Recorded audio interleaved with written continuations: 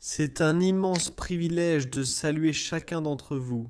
Édouard Youssef, qui vous salue d'ici.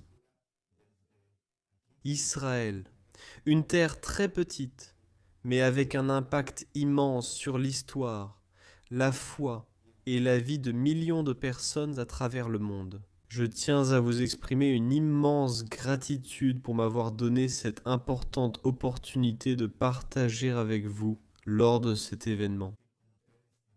Ou, en tant que croyant, vous vous réunissez pour bénir Israël.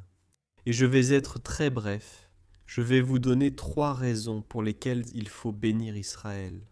La première raison vient directement de la parole de Dieu dans le livre de la Genèse au chapitre 12. Il nous est rappelé que Dieu bénit Abraham et il dit à Abraham, « Je bénirai ceux qui te béniront ». Cette promesse n'est pas qu'un texte ancien, mais un principe spirituel toujours actuel. En bénissant Israël, nous nous alignons sur le cœur de Dieu.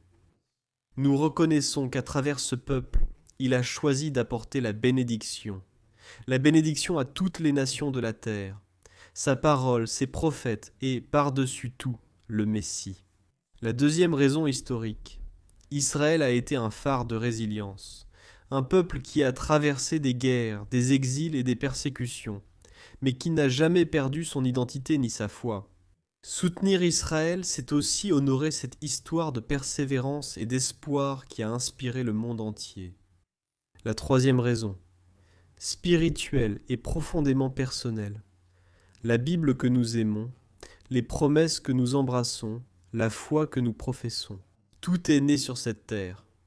Lorsque nous marchons en Israël, lorsque nous prions pour Israël, ou lorsque nous enseignons sur Israël, nous ne soutenons pas simplement un pays moderne, nous nous connectons à nos propres racines spirituelles. Bénir Israël, c'est d'une certaine manière nous bénir nous-mêmes.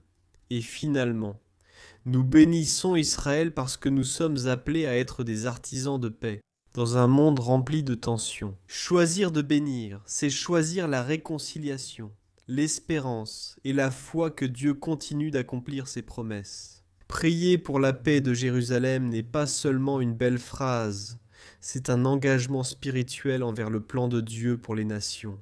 Pour toutes ces raisons, bénir Israël n'est pas un acte politique ni un geste symbolique, c'est une réponse de foi.